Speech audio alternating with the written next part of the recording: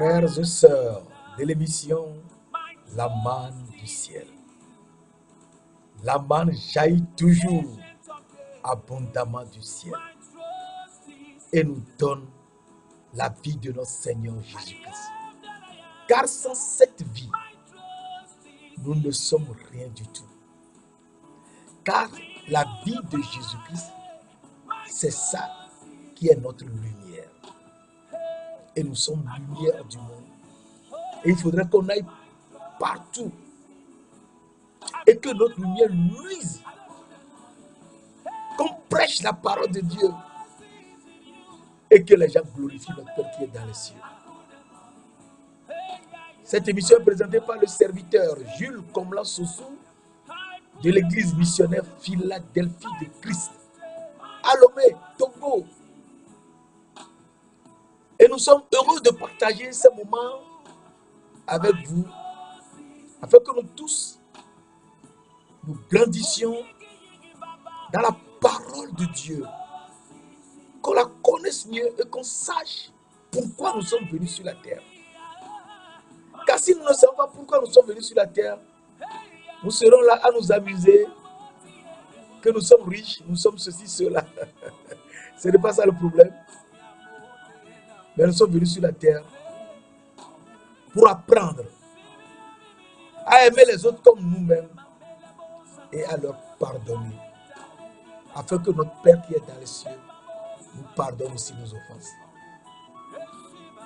Et nous parlions de Abraham et de Ketura. Et Abraham et Ketura, c'est très important de savoir que dans Matthieu 1, verset 1, la parole de Dieu nous dit généalogie de Jésus-Christ, fils de David, fils d'Abraham. Or, les deux n'ont jamais eu de fils qui s'appelle Jésus. Mais si on a dit Matthieu 1, verset 1, généalogie de Jésus-Christ, fils de David, c'est que David est né à Bethléem. 1 Samuel 16, verset 3 à 13. Et Jésus aussi est né à Bethléem. Luc 2, verset 1 à 18. Et fils d'Abraham, c'est très important de savoir que Dieu a fait partir Abraham, qui est descendant de Sem. Sem qui est le fils de Noé. Noé a mis au monde 3 fils. Sem, Japheth et Cham. Et ces 3 fils ont 3 femmes. Plus Noé et sa femme, ça faisait 8 personnes qui sont venues dans ce nouveau monde où nous sommes aujourd'hui, nous tous. Donc nous tous, sur la terre, nous sommes descendants de Noé. Tous, nous sommes descendants de Noé. Qu'il y ait des noirs, des blancs, des rouges, de tout ce qu'on veut, des jaunes, nous sommes tous descendants de Noé. Sur la terre. Et sur la terre, que nous sommes tous descendants, Noé, un jour, s'est enivré et son fils Cham l'a vu et s'est moqué de lui. Mais les 2 autres, Cham et Japheth, ont pris une couverture et sont partis couvrir leur père. Réveillé de son ivresse, on lui en a parlé et Noé, au lieu de réprimander Cham, que cela ne se fait pas, il s'est tellement fâché qu'il a maudit, non pas Cham qui lui a fait la chose. Or, ce n'est pas bon d'interdire, car c'est Dieu seul qui interdit. C'est pas bon de maudire, car c'est Dieu seul qui maudit. Noé, ne voulant pas maudire son propre fils Cham, est parti maudire le premier fils de Cham qui est Canaan. Et cela n'a pas plu à Dieu. Et je le répète toujours, Dieu, malgré qu'on soit arrivé dans ce nouveau monde par Noé, n'a jamais dit qu'il est le Dieu de Noé. Alors qu'il a dit qu'il est le Dieu d'Abraham, Dieu d'Isaac et Dieu de Jacob. Et donc, après que les Nimrod et autres ont commencé à construire le grand bâtiment pour joindre le ciel, Dieu est venu et il a mélangé la langue de tout le monde et les a renvoyés loin de la terre, loin partout sur la terre. Et là, les parents d'Abraham sont partis très loin en Orient, dans le pays d'Orient qu'on appelle Our en Chaldée. Et un jour, Dieu a rappelé Abraham. Il ne s'appelait pas Abraham à l'époque, il s'appelait Abraham. De quitter Our en Chaldée et de venir dans le pays de Canaan. Et après des péripéties, il est finalement venu dans le pays de Canaan. Il est venu dans le pays de Canaan pour une chose que nous devons savoir. C'est que dans le pays de Canaan, Dieu de gloire veut sauver Canaan de la malédiction que Noé, son grand-père, a prononcée contre lui, injustement. Et il a fait venir le descendant de Cham, parce que Abraham est descendant de Cham, descendant de Sem. Abraham est descendant de Sem. Il avait donc venir le descendant de Sem dans le pays de Canaan. Et là, après beaucoup de choses, il lui a donné un fils, Isaac. Et lui a dit de l'offrir un jour, Isaac devait avoir 13 ans, 14 ans par là, de l'offrir en holocauste sur le mont Moridja. Et Abraham, ayant vu la puissance de Dieu, le Dieu tout-puissant, et qui s'est élevé devant lui jusqu'aux cieux, il a cru en Dieu et a accepté d'offrir son fils Isaac en holocauste, sachant très bien que même s'il mourait brûlé, Dieu le ressusciterait. C'est ça, la foi. Il faut croire en Dieu. Que même les problèmes dans lesquels nous sommes, il va nous en sortir tranquillement. Et nous serons les plus heureux. Il faut le croire. C'est ça la foi. Et Abraham a cru Dieu, a amené son fils. Et était prêt à l'égorger lorsque l'ange de l'Éternel appelé des cieux lui a dit, ne fais rien à l'enfant. Je sais maintenant que tu crains Dieu et que tu ne m'as pas refusé ton fils, ton unique. Alléluia. Et il leur a offert le jour-là un bélier. Mais il avait dit à Abraham que Dieu se pourvoirait lui-même de l'agneau pour l'holocauste. Nous sommes donc dans Genèse 22, verset 7-8 et verset 15 à 16. Et Dieu a juré. Je le jure par moi-même, parole de l'Éternel. Donc l'ange de l'Éternel, c'est Dieu et c'est l'Éternel. Et là, ce territoire de Moridja, où Abraham devait offrir son fils en holocauste et que Dieu lui a donné un bélier, Abraham a tout fait pour acheter ce territoire.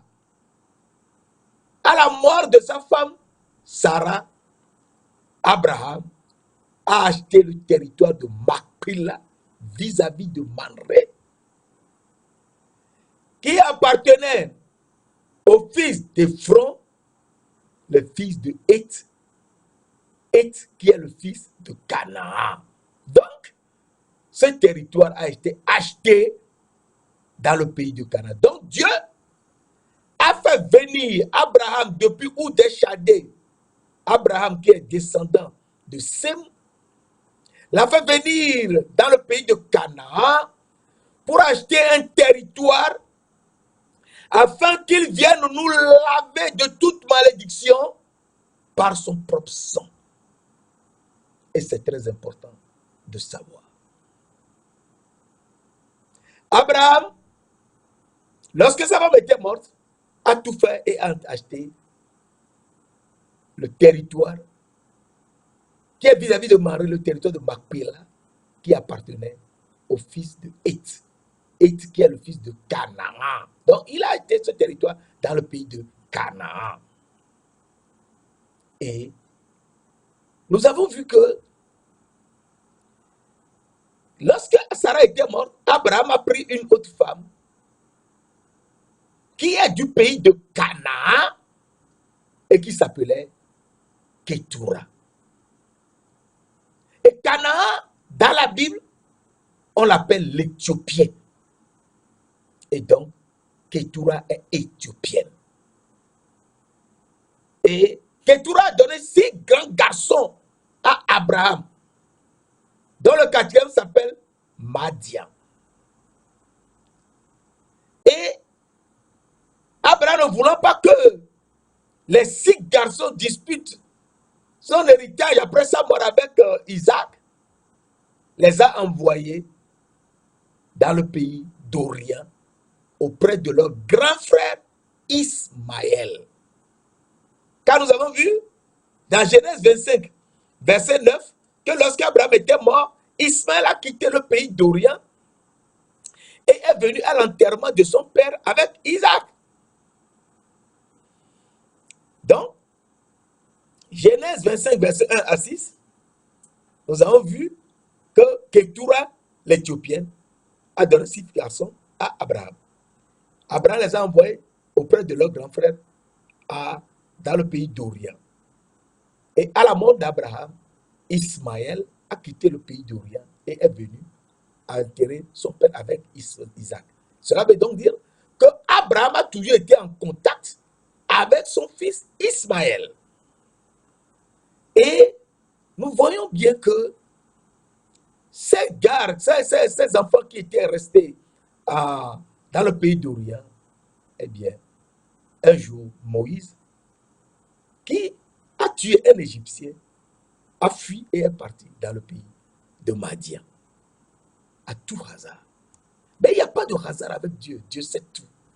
Et là, il a parlé à Jéthro qu'il est un Lévi, descendant de Jacob, qui lui est descendant de Isaac.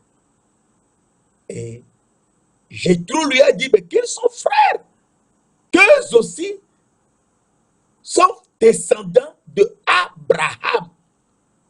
Tout comme Jacob est descendant de Isaac et de Sarah et Abraham. Et que eux, ils sont descendants de Abraham et de Ketura. Et pour lui prouver cela, Jéthro a donné sa première fille, Séphora, à Moïse. Et donc nous avons vu beaucoup de choses. Et Séphora, qui a donné 2 fils à Moïse, et Moïse n'a jamais voulu circoncire les 2 fils. Il a appris les habitudes des Égyptiens. Un jour, que Dieu lui a s'est montré à lui dans le buisson enflammé, Moïse a accepté donc de venir en Égypte pour faire sortir le peuple d'Israël et les reconduire dans le pays de Canaan, dans le pays de là où ont été enterrés Abraham, Isaac et Jacob. Et Dieu de gloire lui-même a lutté à côté de Moïse et en chemin pour l'Égypte, Dieu lui-même encore a voulu tuer Moïse et Séphora a coupé le prépuce de son fils Gershom et l'a jeté aux pieds de Moïse et Dieu a laissé tomber Moïse. Et Moïse a su ce jour que Séphora est son épouse de sang. Pourquoi son épouse de sang? Parce que dans Genèse 17, verset 8 à 11, Dieu a dit à Abraham de se circoncire. C'est ça le secret de la parole de Dieu. Dieu sait tout à l'avance. C'est pour ça qu'il fait ces choses. Et Abraham s'est circoncis, il a circoncis tout le mal. Et tout mal descendant d'Abraham doit être circoncis. Et quand Kétura a circoncis, quand Séphora, a circoncis Gershom, a jeté le prépuce au pied de Moïse, eh bien Dieu a laissé Moïse. Donc vous faites comprendre à Moïse que Séphora est bien une descendante, une arrière-petite-fille de Abraham et de Séphora et de Kétura. Et donc à partir de là, lorsque Moïse est mort sur le mont Nebo, nous avons vu que les fils d'Israël ont continué le chemin 40 ans plus tard, ont continué le chemin pour le pays de Canaan. Et Séphora, Gershom et Eliezer les ont suivis et sont venus dans le pays de Canaan. C'est très important. Et dans ce pays, Dieu de gloire, le Seigneur Jésus-Christ lui-même, est venu dans ce pays et s'est fait l'agneau pour nous. Et cet agneau doit être immolé dans ce pays de Canaan. Car, je t'avais dit tout à l'heure, dans Genèse 22, verset 7-8, Isaac, lorsqu'il était petit, que Dieu a dit à Abraham de l'offrir en holocauste à Moria, Isaac a demandé à son père, oh, voici le couteau, voici le bois. Mais où est l'agneau pour l'holocauste? Et Abraham a répondu à son fils que Dieu se pourvoira lui-même de l'agneau pour l'holocauste. Et donc, dans ce pays, à Moridja, là où Abraham avait acheté et là où même il a enterré sa femme, là lui-même a été enterré, là il a enterré, et lui-même a été enterré, là a été enterré Isaac, a été enterré Rebecca, là a été enterré Léa, là également a été enterré Jacob. Eh bien, le Dieu d'Abraham, d'Isaac et de Jacob, lui-même viendra et sera enterré dans le pays de Moridja, dans le pays de Canaan. Et donc, nous voyons que le Dieu de gloire, qui a dit, faisons l'homme à notre image,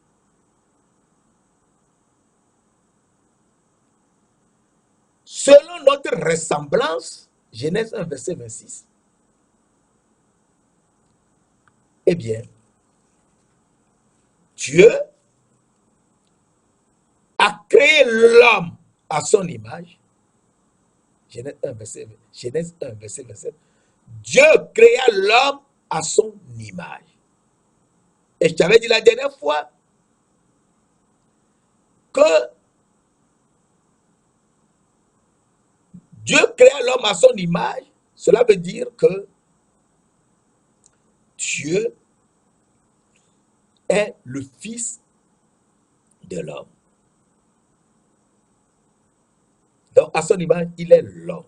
C'est ça nous avons dans Jean 3, verset 13. Jean 3, verset 13 que je te relis ce matin. Jean 3, verset 13 nous dit, personne n'est monté au ciel. Personne. Si ce n'est celui qui est descendu du ciel, le Fils de l'homme qui est dans le ciel. Donc, il y a un homme dans le ciel. Le Fils de l'homme qui est dans le ciel. Donc, il y a un homme dans le ciel. Et cet homme dans le ciel, eh bien, nous voyons que son Fils est venu sur la terre. Et dans Jean 1, verset 51, Jésus nous dit, en vérité, je vous le dis, vous verrez désormais le ciel ouvert. Et les anges de Dieu monter et descendre sur le Fils de l'homme. Donc, ce Fils de l'homme, c'est par lui que les anges montent au ciel et c'est également par lui que les anges descendent au ciel, descendent du ciel. Et donc, nous comprenons que le Fils de l'homme, c'est Jésus, oui. C'est pour cela, dans Matthieu 16, verset 13, il pose la question. Qui dit-on que je suis? Que je suis, moi, le Fils de l'homme. Donc Jésus même dit, il est le Fils de l'homme. Et à partir de là, il faut qu'on comprenne que c'est Jésus qui est le Fils de l'homme. Oui, c'est lui-même qui est le Fils de l'homme. Et il dit, dans Genèse 1, verset 27, Dieu créa l'homme à son image. Donc il le crée en tant que Fils de l'homme. Mais qui est Fils de l'homme? Nous aussi, nous sommes Fils de l'homme. Et c'est très important de savoir que nous sommes Fils de l'homme et que nous venions jouer avec Jésus-Christ sur le globe de sa terre. C'est très important. Proverbe 8, verset 30-31. Mais ce que je voudrais te donner ce matin comme révision et qu'on avance, c'est que dans le psaume 8, verset 5 à 7, la parole de Dieu nous dit, qu'est-ce que l'homme? Pour que tu te souviennes de lui. Et le Fils de l'homme, pour que tu prennes garde à lui. Tu l'as fait de peu inférieur à Dieu.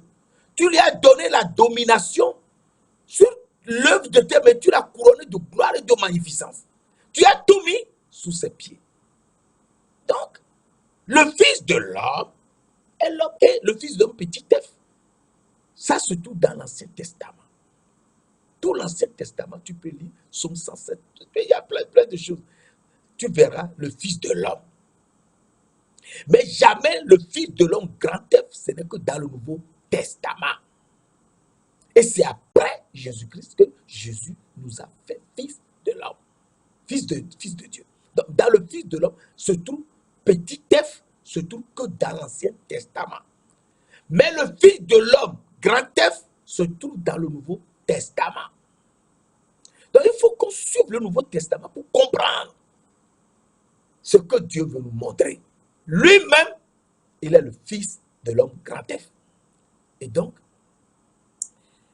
il doit maintenant créer. Il a créé l'homme à son image. Deuxième niveau, il le créa à l'image de Dieu. Or, dans toute la parole, dans toutes les Écritures, il n'y a nulle part où nous voyons l'homme comme étant le Fils. Il le créa à son image. Il créa l'homme à l'image de Dieu. Il n'y en a pas. Il n'y a aucun passage qui dit l'homme est l'image de Dieu. Aucun passage dans l'Ancien et dans le Nouveau Testament. Il n'y a aucun passage qui nous dit que l'homme est l'image de Dieu. Non. Il n'y en a pas. Nous nous rappelons 1 Corinthiens 11, que je vais te lire rapidement. 1 Corinthiens 11. 1 Corinthiens 11, verset 7, qui est un verset important, mais la compréhension est complètement différente ici. L'homme ne doit pas se couvrir la tête, puisqu'il est l'image et la gloire de Dieu. Oui, il y a ce passage dans le Nouveau Testament. L'homme est l'image et la gloire de Dieu. Dans 1 Corinthiens 11, verset 7. On a écrit l'homme est l'image et la gloire de Dieu. Mais qu'est-ce que le Seigneur veut nous expliquer par l'homme est l'image et la gloire de Dieu? C'est que tout simplement, avant d'être l'image et la gloire de Dieu, il faut au préalable être l'image de Dieu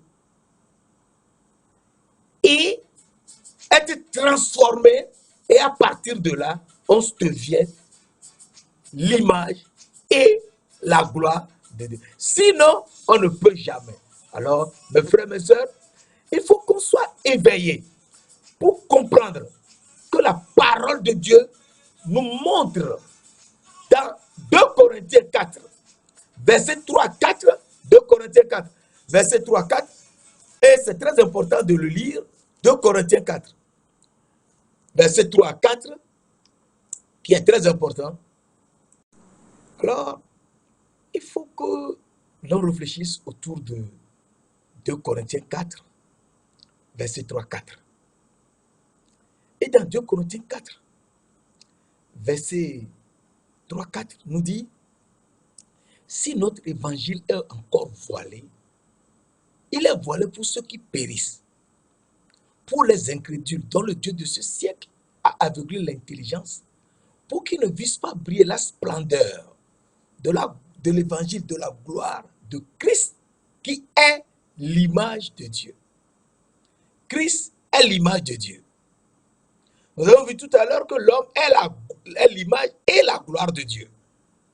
Mais ici, on nous dit Christ est l'image de Dieu. Donc, Dieu créa l'homme à son image. Il le créa à l'image. Il créa à l'image de Dieu. Ça veut dire Christ est l'image de Dieu. Donc, si Christ est l'image de Dieu, donc, du Dieu invisible, il faut qu'on comprenne que c'est Jésus-Christ qui est lui-même l'image de Dieu. Et Jésus-Christ étant lui-même l'image de Dieu, eh bien, il nous faut que nous aussi, nous soyons l'image de Dieu. Et donc que nous ayons sa gloire. Pour avoir la gloire, être l'image et la gloire de Dieu, parce que c'est ça qu'il faut que nous soyons. Eh bien, la parole de Dieu nous dit dans Romains 8, verset 29, que nous lisons rapidement, car ceux qu'il a connus d'avance, ceux que Jésus a connus d'avance, il les a aussi prédestinés à être semblables à l'image de son Fils. Donc, il faut qu'on soit semblable à l'image de son Fils. Donc, il faut qu'on soit comme son Fils, qui est l'image de Dieu. Qu'on soit semblable à l'image de son Fils, afin que son Fils fût le premier-né de plusieurs frères. Ces frères qui auront la gloire de Dieu. C'est ça qui est très important. L'homme est l'image et la gloire de Dieu. Donc, le frère de son Fils, de Jésus-Christ, seront l'image et la gloire de Dieu.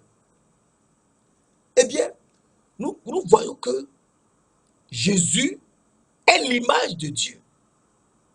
Il faudrait donc que Jésus, qui est l'image de Dieu, nous transforme, afin que nous aussi nous soyons comme il est, et qu'on soit ses frères. C'est ça. Alors, la parole de Dieu nous dit, et c'est ça qui est très important, La parole de Dieu nous dit dans Jean 10, verset 30, Jean 10, verset 30, moi et le Père, nous sommes un. Et c'est pas possible. Mais oui, moi et le Père, nous sommes un seul. Alors les Juifs ont voulu le lapider, ont voulu lapider Jésus. Quand il a dit cela, Jean 10, verset 30, les Juifs ont voulu le lapider. Et donc, il faut qu'on lise ces paroles. Les Juifs ont voulu le lapider. Jésus leur dit, je vous ai fait voir plusieurs bonnes œuvres venant de mon Père, pour laquelle me lapidez-vous? Les Juifs lui répondirent, ce n'est pas pour une bonne œuvre que nous te lapidons, mais pour un blasphème. Et parce que toi, qui es un homme, tu te fais Dieu. Donc être un avec Dieu le Père, c'est se faire Dieu, oui. Donc, être l'image de Dieu, c'est être Dieu, oui. Alors, Jésus leur dit, verset 34, Jean dit verset 34, Jésus leur répondit, n'est-il pas écrit dans votre loi, vous êtes des dieux? Psaume 82, verset 6. Vous êtes des dieux.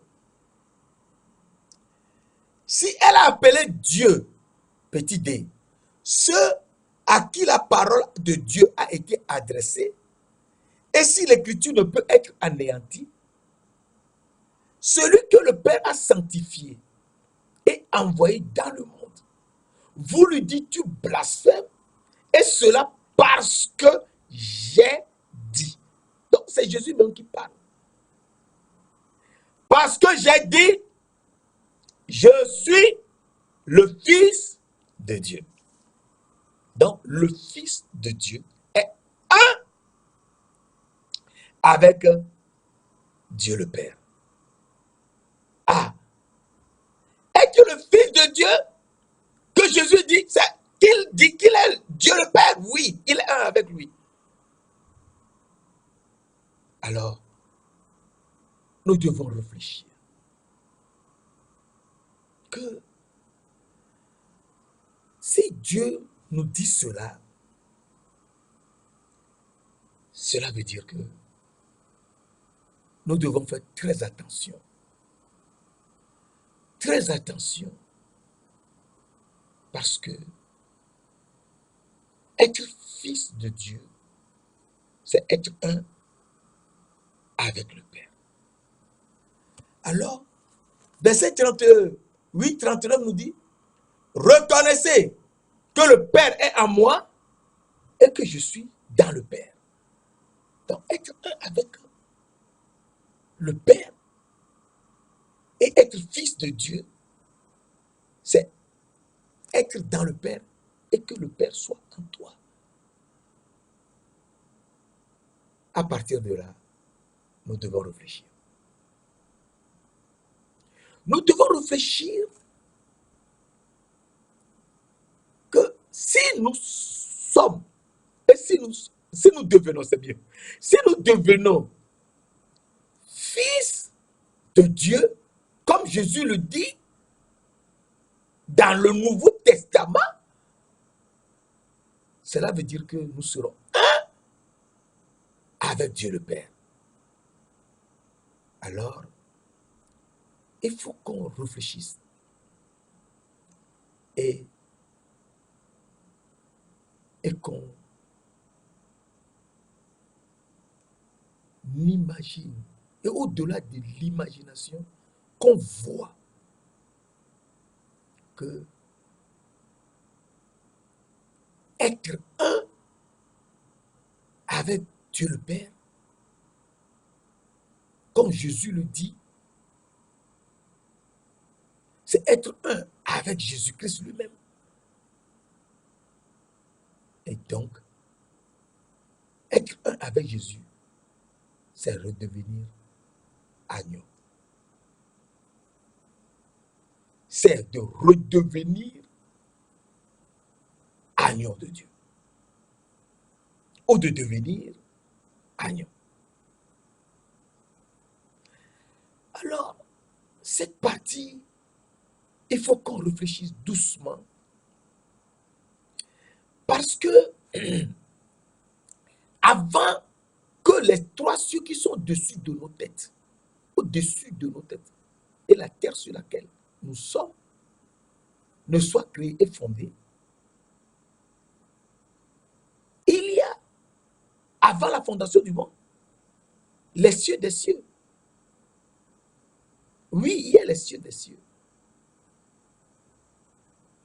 Et dans les cieux des cieux, avant la fondation de ce monde, de ces 3 cieux qui sont au-dessus de nos têtes, et de la terre qui a été fondée par la sagesse de Dieu, Dieu a fait quelque chose d'extraordinaire qu'il faut qu'on apprenne. Et c'est très important. Qu'est-ce qu'il a fait? Eh bien, dans 1 Pierre 1, versets 18 à 23,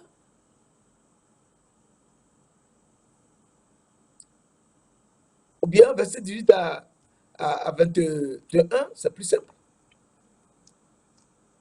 Sachant que ce ne sont pas par les choses périssables que vous avez été rachetés, de la vaine manière de vivre que vous avez hérité de vos pères. Mais, verset 19, mais par le sang précieux de Christ, comme d'un agneau sans défaut et sans tache. Mais par le sang précieux de Christ, comme d'un agneau sans défaut et sans tache. Un agneau sans défaut et sans tache. Prédestiné avant la fondation du monde. Et manifesté à la fin des temps à cause de nous. Qui par lui croyez en Dieu, lequel l'a ressuscité des morts et lui a donné la gloire, afin que votre foi et votre espérance reposent sur Dieu. Nous voyons ici que nous avons été révélés âme vivante dans le sang de Christ comme un agneau sans défaut et sans tache. Et cela avant la fondation du monde. Et Christ est ressuscité des morts. Et je te disais la dernière fois que ces morts, ce sont les âmes vivantes qui ne sont pas visibles. Notre âme est invisible. On ne peut jamais voir notre âme.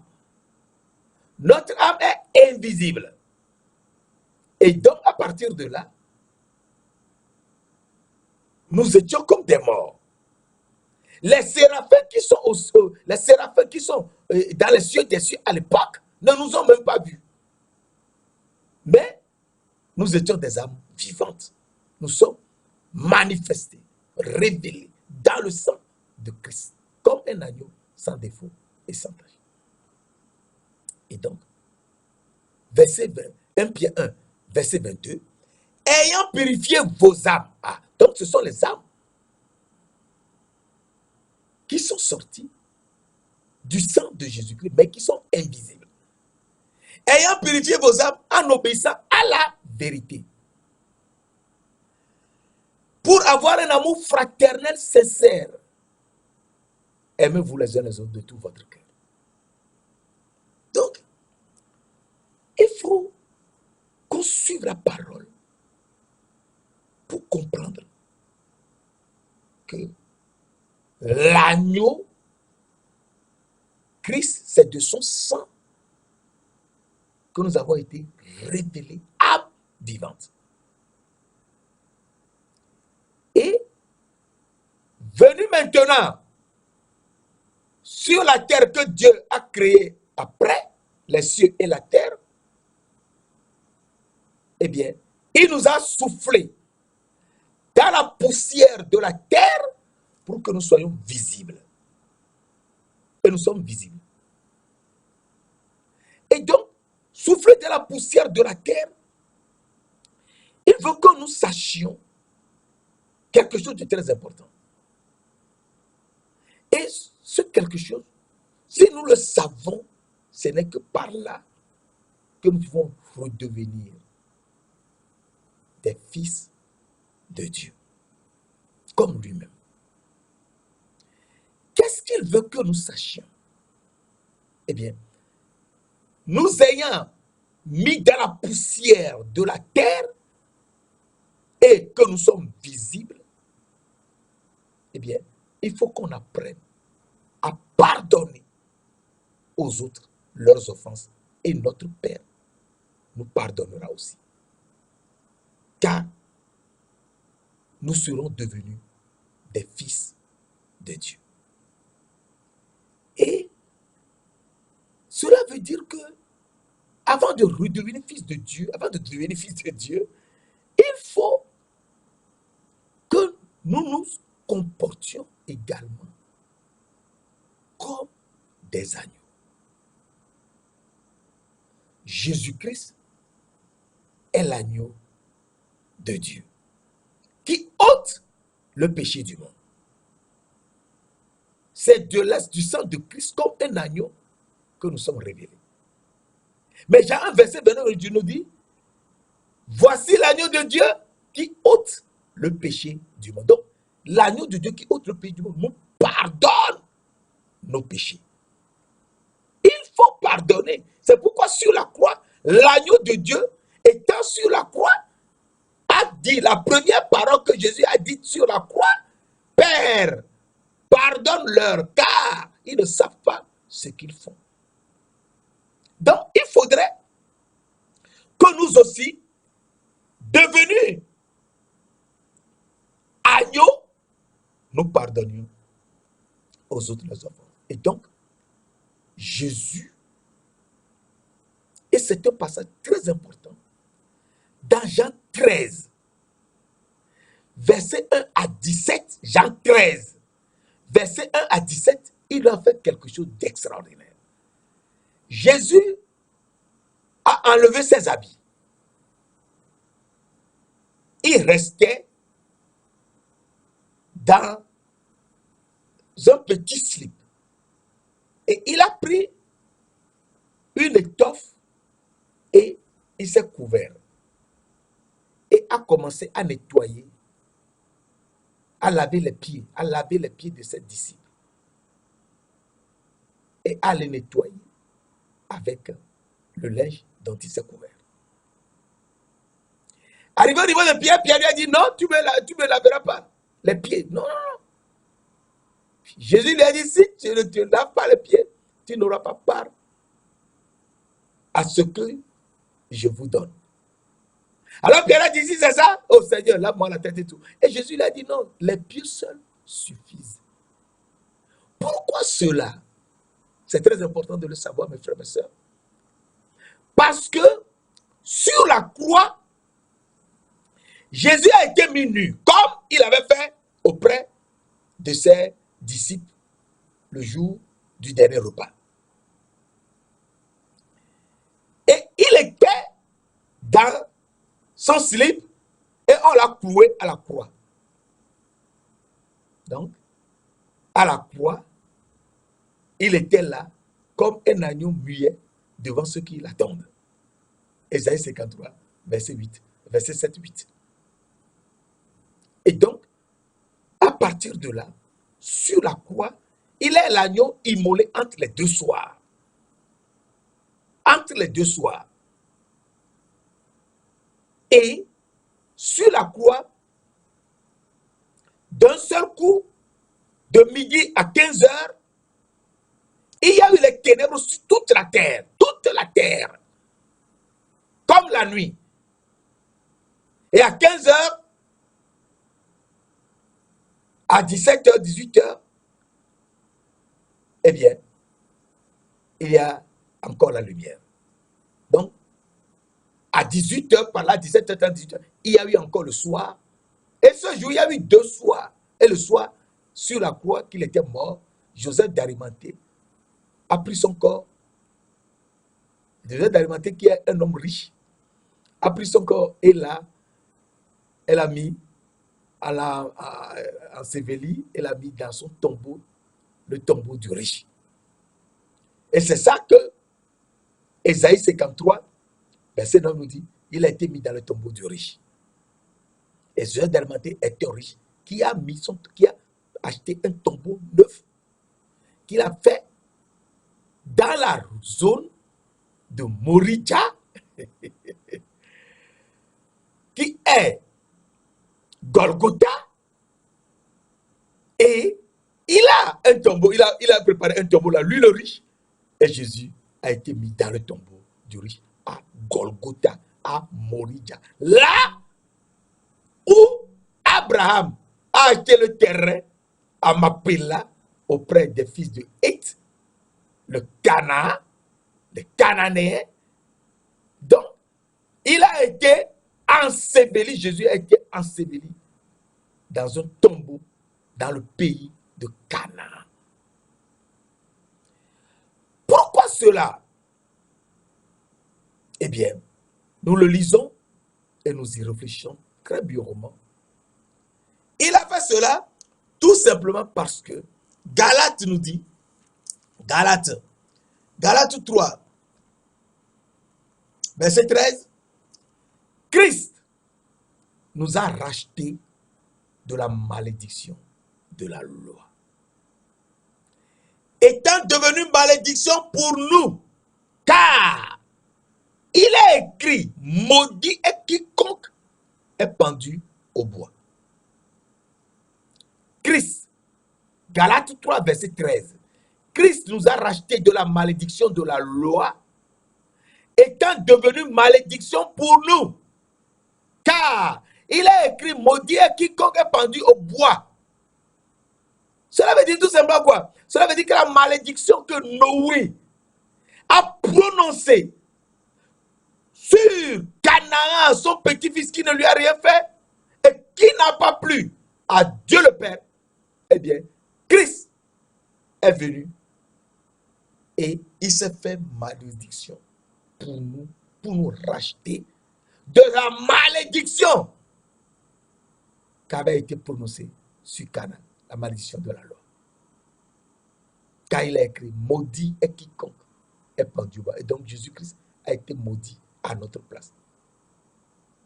Et donc il faut savoir qu'il nous a racheté de la malédiction de la loi, de la malédiction de Canaan. Et nous ayons racheté de la malédiction de la loi, eh bien, nous sommes devenus comme lui-même, des agneaux de Dieu. Et c'est très important que, étant devenus des agneaux, eh bien, nous le suivons et nous irons partout annoncer sa parole. Alors, Jean nous montre dans Jean 21, verset 15, et c'est très important. Jean 21, verset 15, après qu'ils eurent mangé, Jésus dit à Simon Pierre, Simon, fils de Jonas, m'aimes-tu plus que ne m'aimes ceux, ne m'aimes-tu plus que n'aime ceux que m'aimes-tu plus que ne m'aime ceux-ci? Pierre répondit, oui Seigneur, tu sais que je t'aime. Jésus lui dit, paie mes brebis.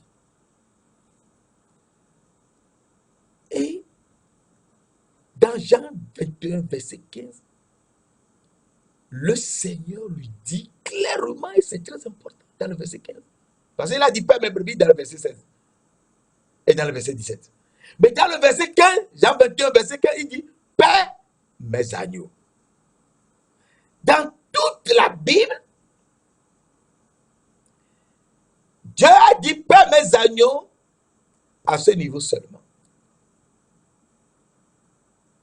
Et donc, si nous sommes agneaux, tout comme lui-même est l'agneau qui a versé son sang et nous avons été révélés, tout comme il est l'agneau de Dieu qui est mort entre les deux soirs, enterré dans la caverne de Mapela, qui a été acheté beaucoup plus tard par le riche Joseph d'Arimathée qui a acheté un tombeau là, et Jésus a été mis dans le tombeau du riche, à Mapela, on appelle finalement Golgotha. Eh bien, c'est l'agneau et son sang qu'il a versé le jour-là. Lorsque un soldat a vu qu'il était mort déjà et a pris une lance et lui a percé le côté, du sang et de l'eau sont sortis. Pourquoi du sang et de l'eau? Du sang qui doit nous laver. Et donc il est sur la croix avec un petit slip, mais il a versé le sang pour nous laver. Et ce sang nous lave de toute impureté et nous redevenons comme lui, agneau de Dieu.